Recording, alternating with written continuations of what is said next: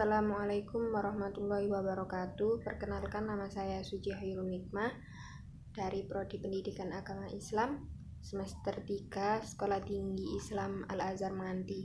Di sini saya akan menjelaskan tentang salah satu materi yang ada di dalam mata kuliah Pendidikan Agama Islam, yaitu Sejarah Pendidikan Islam di masa Dinasti Umayyah. Pendidikan Islam itu sendiri adalah yang bersumber pada Al-Quran dan hadis untuk membentuk manusia yang tidak saja beriman kepada Allah, tetapi juga agar manusia senantiasa memelihara nilai-nilai yang berlaku dalam menjalin hubungan dengan sesama manusia dan masyarakat. Jadi dapat dikatakan bahwa periodisasi pendidikan Islam sama dengan periodisasi sejarah peradaban Islam. Periodisasi tersebut terbagi dalam 3 babakan utama, yaitu periode klasik, periode pertengahan, dan periode modern. Apabila dirinci pada masa Nabi Muhammad SAW, yaitu pada tahun 571 Masehi sampai dengan 632 Masehi. Dan pada masa Khulafaur Rasyidin, yaitu pada tahun 632 sampai 661 Masehi. Dan pada dinasti Umayyah di Damaskus, yaitu pada tahun 661 sampai 750 Masehi, dan masa dinasti Abbasiyah di Baghdad, dan masa dari jatuhnya kekuatan Islam di Baghdad, yaitu tahun 750 sampai 1250 Masehi. Pendidikan Islam pada masa Umayyah yang masuk dalam periode klasik memiliki beberapa kesamaan dengan pendidikan pada masa Khulafaur Rasyidin. Pendidikan pada masa ini masuk dalam fase pertumbuhan pendudukan Islam. Walaupun demikian, pendidikan yang ada pada masa Umayyah tetap mempunyai perbedaan dan juga perkembangannya sendiri. Pendidikan Islam yang dimulai pada masa Nabi Muhammad berpusat di Madinah.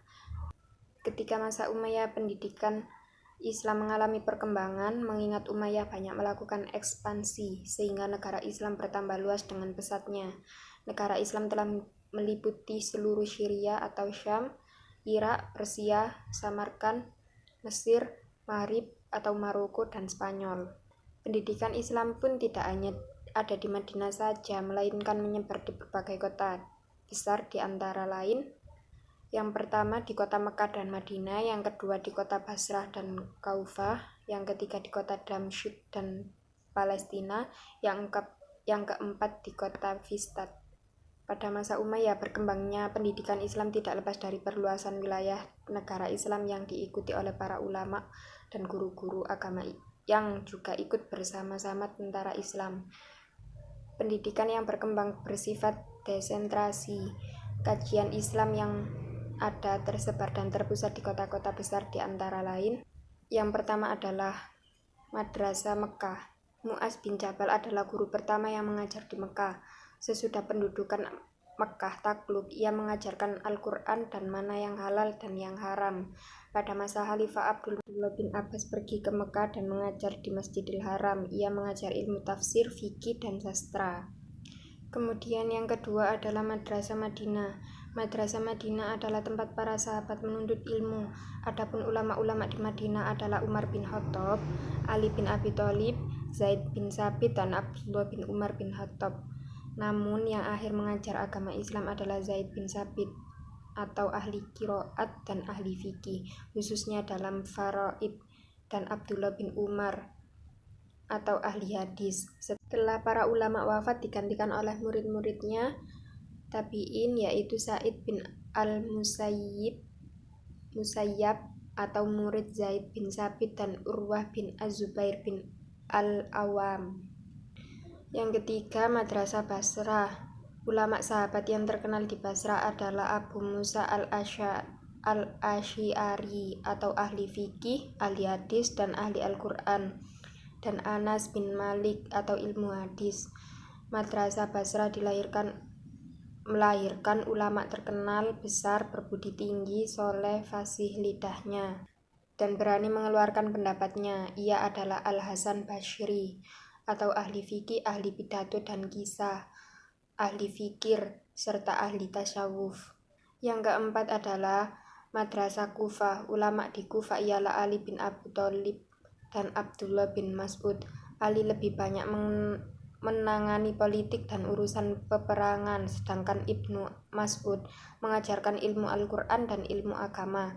Ia juga ahli tafsir dan ahli fikih. Madrasah Kufah melahirkan Nu'man Abdul Hanifah.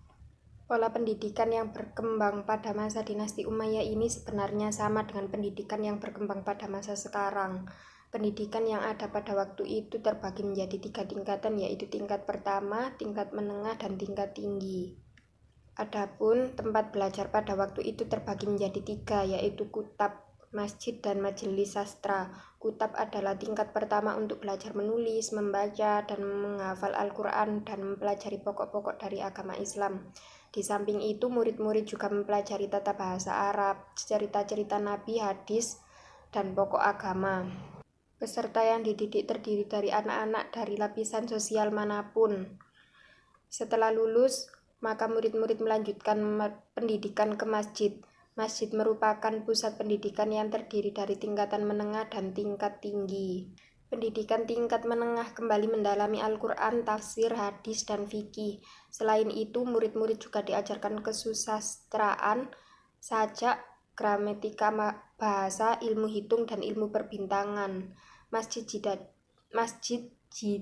dijadikan sebagai pusat aktivitas ilmiah. Pada tingkat menengah, gurunya berjumlah ulama besar. Berbeda halnya dengan tingkat tinggi yang diberi pengajaran oleh ulama yang memiliki ilmu yang mendalam dan termasyhur keahlian dan kesalihannya.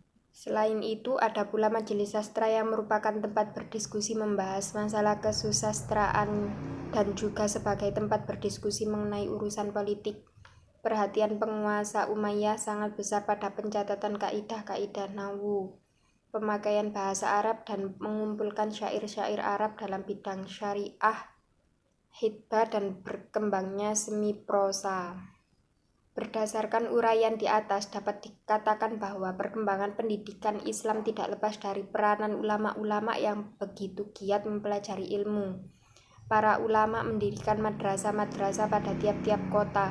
Kecintaan para ulama terhadap ilmu membuat mereka tergerak mempelajari ilmu tidak hanya dengan pada satu ulama, sehingga mereka melakukan pengembaraan ke berbagai tempat untuk menambah ilmu agama. Ulama-ulama yang ada memiliki murid-murid, jadi ketika ulama tersebut wafat murid-muridnya, ulama tabi'in akan melanjutkan perjuangan untuk menuntut ilmu. Begitu seterusnya sampai kepada kita sekarang.